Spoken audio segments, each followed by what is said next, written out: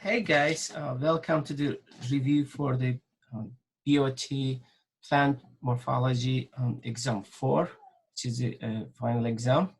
And so what I'm going to do is I'm going to just get started. This is for you to study and get some overall ideas about the most important um, parts of these chapters and read through it. And if you have any questions, just let me know before the exam.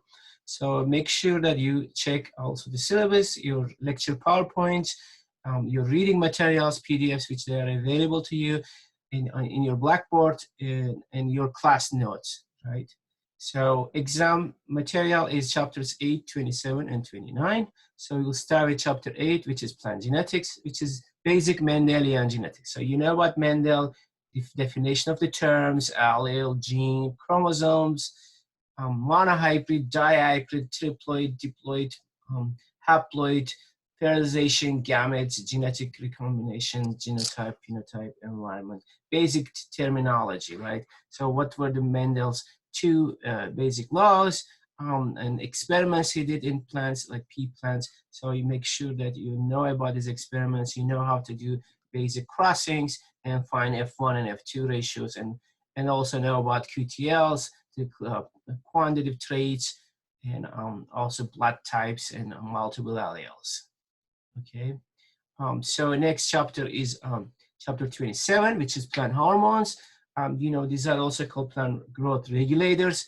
Okay, so make sure you study what's apical dominance, signaling, because all these hormones, as you see in this table here, auxin, cytokinin, ethylene, ABA, gibberellins, they all involve in actually gene expression. One thing they have in common, they all affect gene expression.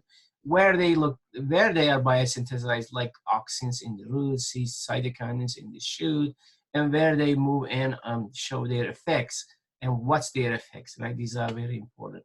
So make sure that you study these. Remember that ethylene is a gaseous hormone. Remember, ABA actually negatively affects a number of things, but that's also good for the plants. Good.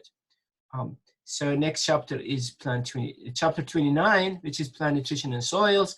What's essential, what's beneficial, macro, micro, trace elements, soil zones, major elements like NPK, nitrogen, phosphorus, potassium, and also, of course, remember there is a bacteria like rhizobium, which helps plants, certain plants, like Leguminosae family plants with nitrogen, and there is a mycorrhizae fungi helps with phosphorus or sulfur.